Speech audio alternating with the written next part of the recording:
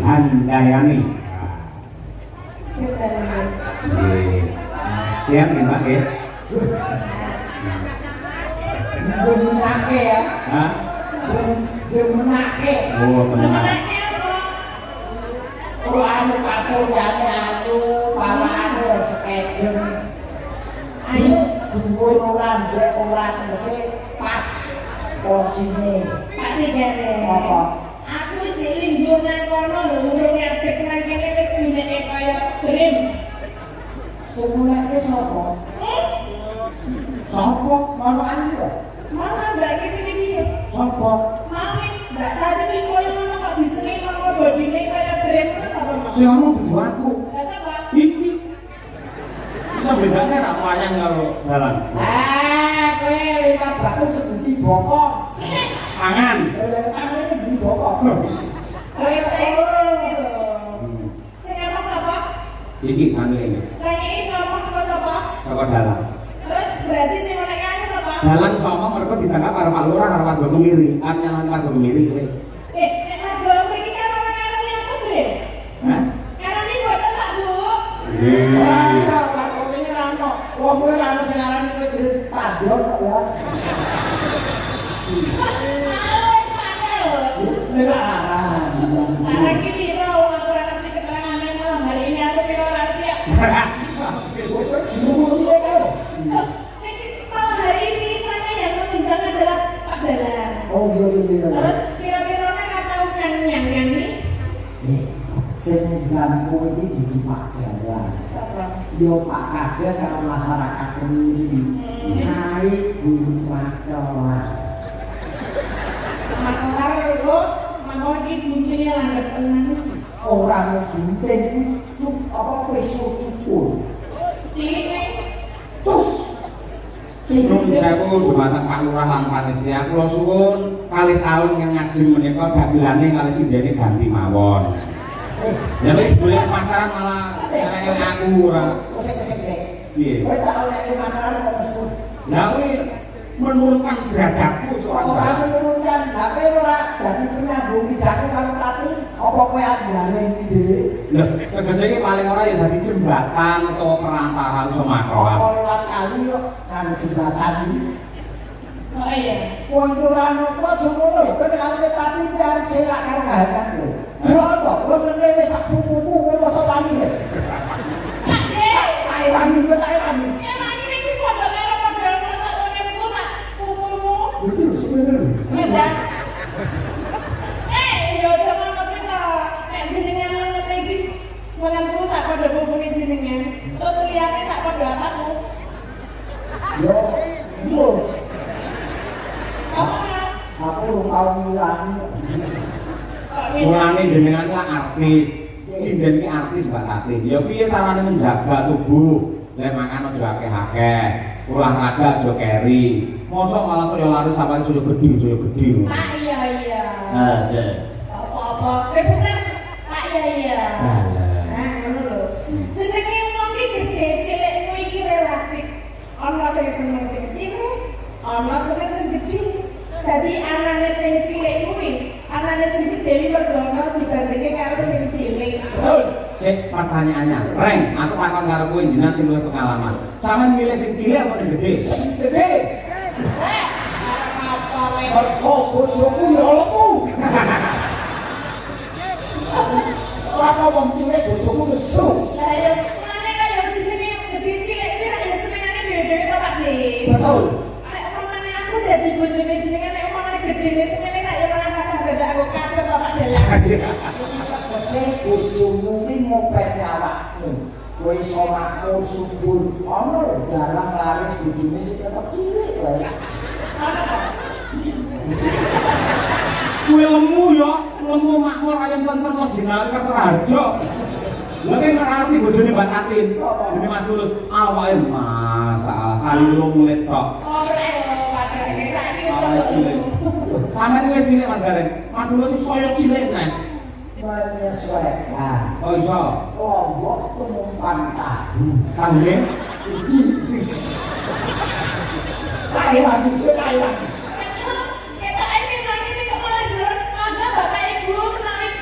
Dengar tahu, menika sampun cemawis. Lah menika lambokipun nggih sampun cemawis. Coba awake tak boronge dhewe. barenge rakus gitu. Aku seneng karo jenduk Tatin ngene lho. Bocah ketoke darane sejatine atine becik. Oh, akeh sing tresnani. heeh. Kok iso iku jlomroke meneh ora? Wis omong dhewe, aku kalau salah. Lah nek coba ngerti mau ya mau Mbak. Oh, aku ki omong tulus kok bojomu. Ayo ten bojoku lho. Lah iya. Tulus apa ati? Lah yo tulus iki bojomu lho. Heeh. Tulus kok bojomu. Terus Jadi aku ora basa-basi. Oh, tapi omongane yen iki bucayake. Oh, oke kok sae. apik sae. Sae apik sing sae. Mbak Tatin, matur nuwun sih nyapa warga masyarakat Pak Kades barang. Nggih, sepisan kula matur nuwun kalian panjenengan. Ya, yo. Nggih, karena panjenengan kula saged jalan wonten temiri menika Pak Dayan. Jika kami matur nuwun kalian Bapak Lurah, menika sampun pitados kalian Pak Dalang dikengken maklaraken kula. Nggih. Lambemu padha karo gareng. Aku ngomong dhewe. Aku ora bisa. Kuwi mergo sing mengaruhi kowe rek. Ngomong ngaruh ngomongnya orang dhewe kok Ya ngomong. tapi lantaran Pak Dalang. Lantaran apa-apa iki dalane rezeki, Mas. Iya. Kowe wis entuk pahala sing gedhe. Amin. Dadi dalane rezeki ati. Nggih. Lungane piye, Mbak? Nggih, kagem masyarakat wonten Kemiri sedayanipun Kecamatan nanti, Mbak? jenengan. Wah, apa wis. Jenengan apalah? Jadi kemiri jenengan Ponorogo. Nggih. Kemiri jenengan Ponorogo. Sing mirsani wayangan ora ana arangan sawiji apa. Marian. Ono dadi apa iki kok. Mari ambayang kepada mangan roti cacahe 6. Nah, Layak lemu akeh. Mugi warga Kemiri tansah ayem tentrem. Nggih. Ono kuwi. ngombe kopi kurang lagi. Terus Iki lho, lagi kopi iki lho. katanya apa? Ora kopi kurang lagi yo. Ono batangane iki pokoke nderek tenan nggih Pak Bu nggih menika wujudipun Tatin Ripat menawi jenengan derek kenal nggih. Nderek teman kalian kula menika Tatin Ripat saking Sentolo Kulon Progo daerah istimewa Yogyakarta. Nggih. Enten iki. Apa ngoten? Makane ngarani istilahnya kowe triple T. Apa Triple T. Triple T apa? Tatin Tipot triple T. Tatin Tipot. Papat malam. Oh, mana Pak ya? Catur metro. Nggih, menika mbok bilih wonten pamundutan lagu napa-napa Pak ya. Siap, Mbak. Menika kula waos nggih. Saking paguyuban driver ambulan desa sekecamatan Jenangan siap mengangkut gareng. Ora ding, baru tak tambah dhewe, sorry rek. Nah, sapoke ndok bareng catur. Lagunipun tembakangan kering sret ya niku semboyane nggih. Kali sret. Nah, Nggih, mergo hubungane kalian kesehatan lan kasugenganipun tiyang gitu. Assalamualaikum warahmatullahi wabarakatuh. Waalaikumsalam. Kula nyuwun gending tayub kalajengaken sambel kemangi. Kula kintenaken grup PKK Sekar Melati saking kula Pak Harno Krajan makaten saking kula wassalam. Nggih. Saking kula ki apa Mbak Rapan jelas iki apa? Jadi iso maca ora. Tulisan ora jelas apa ora? Betul saya. Saking Allah tinggalé. Jajal iki iso maca ora. Oke. Oke piye? Macane apa kok oke? Lah lalu oke kok semrawut. Miss Queen. Oh, Apa? Miss Queen. Piye? Lebot kerajaan kemiri. Pak Desi bener le maca iki. Misni. Miss Queen. Nah, Saking kula Miss Queen. Lebot. lebot kok. Pendibut. Lebot kerajaan kemiri. Ya. Ini kan nyuwun apa? Aku dia ngerti. Benaran biasa. Ya wis kene ra apa. Ngepasake dalang ngono. Keren. Tapi kalau ora ngerti teh bengi dalan. Terus Yen awan dadi kok gak masjid. Ora amal. Salam Mas Sahyo, kula nyuwun gending podang kuning dipun bawani. Sesideman dipun bawani gending niki kula ketunaken dumateng PKK Sekar Melati Krajan. Nggih. Nggih. ayo wis foto-foto to Pak De. Yes. Aku seneng di HP iki sak ngake mangsa aku diadem dulu. Kalau ya orang kaliane kok ya. Kula Mbah Untung sing Mbah Reksa. Grogol Kalang Timur. Kula nyuwun lagunipun Rengu kula aturaken dumateng Pak Dalang matur nuwun. Mangkile Mbak Tatin sing pundi Rengu bisa, sambel kemangi bisa, tembang kangen ya oke, podang kuning boleh.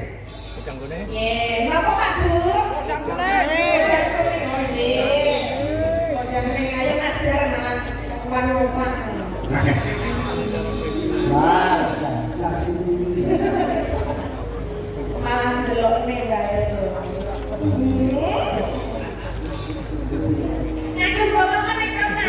Oh, komplit iki. Aku tak udah ojo. Sapa sing ngundang? Lho kowe iki apa sekolah kok? Setolo. Gareng iki jampeng. Iya, Pak. Nadyan wujud temu paksi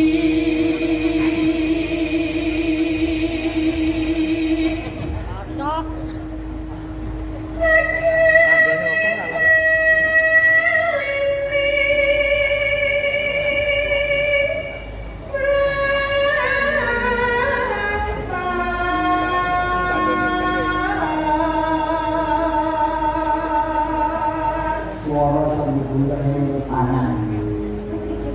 Sapa iki ya? Halo manis menset mate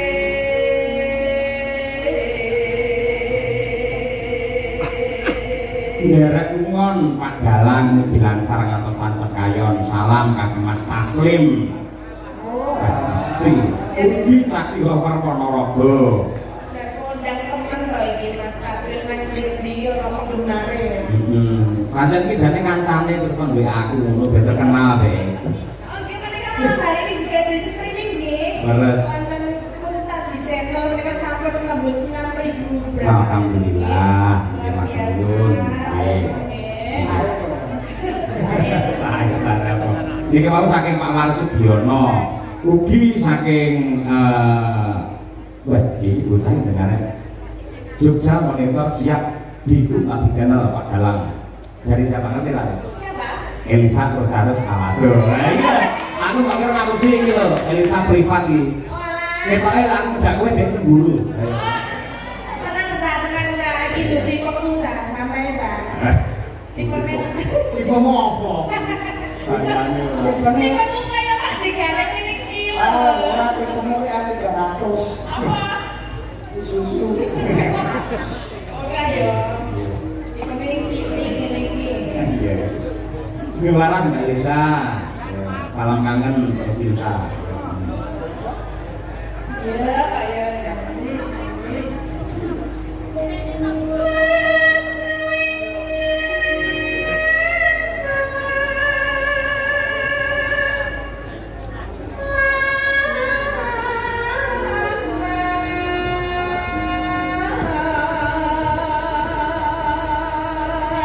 Ngomong yo ngopo panjenengan nyambut gawe metu sok. Apa lho iki ya, rumahnya mbak dia. Tolong Mbak, aku siji dua tas resep ya. Mas, aku loro ya, Mas. Iya, loro pojok kan, Mas. Gareng lamukan. Simon dan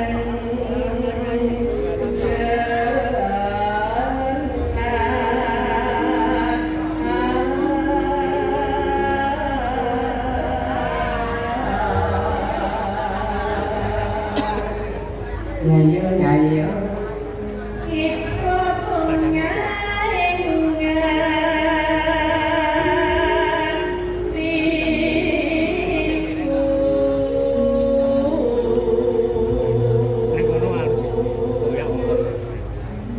nyanding bisa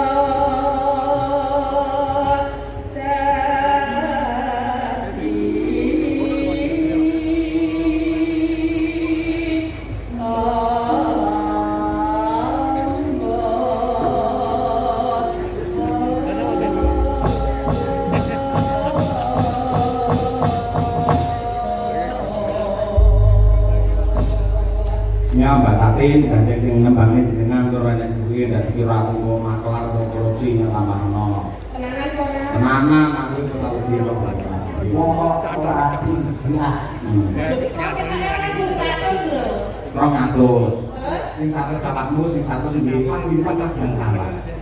Aku dene pondok pesantren. Terus aku melu nyumbang. Gimana juga aku dene. Pak Dim, ada gene melu nyumbang kono Pak Dim. Itu kowe wong ya. Itu sik agak sembah. Ngomong lah ini berarti aku disumbangnya apa disai? Saksi. Sai. Terus? Info endi sing kira-kira sok anak. Tapi yang di Apa enek? Iso wae mung dadi dianake ya iso. Ya mugo ya wis kumpul disumbang. Ya, saling ini sih. Iki arep tayo kan sudah. Iya. Nyapa? Albar-albar ini kan sudah.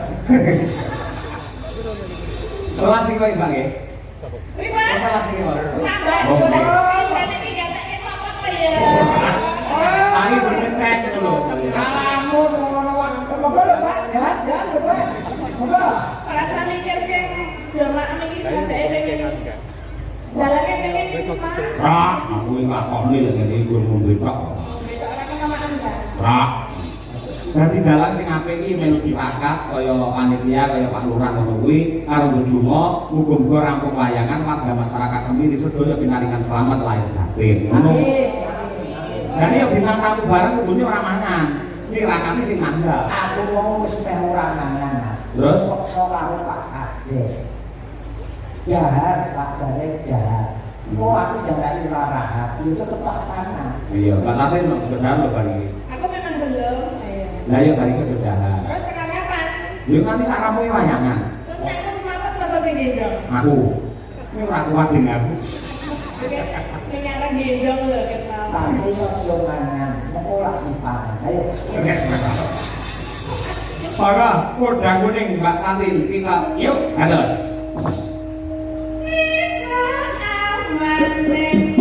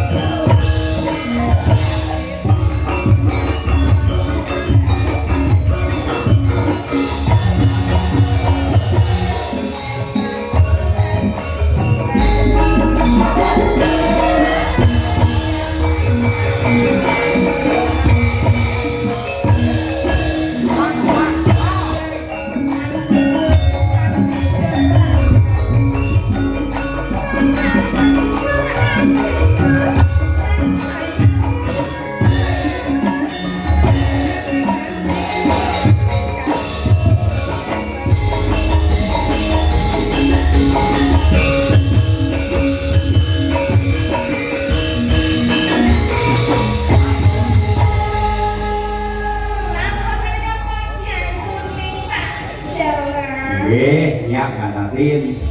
Mangke jenengan kudu pramen karo Pak Gareng niku kersane panitia ngoten niku jenengan bisa menyusun kekuatan dulu sebentar. Oh iya, lakonnya apa ya nanti ya kira-kira ya? Ya, terisilah Pak Dara. Terserah. Ayo, aku berapa kabrak. Wong liwat kan. Oh ya orang itu ditimbali dengan ini suarane yo. Terus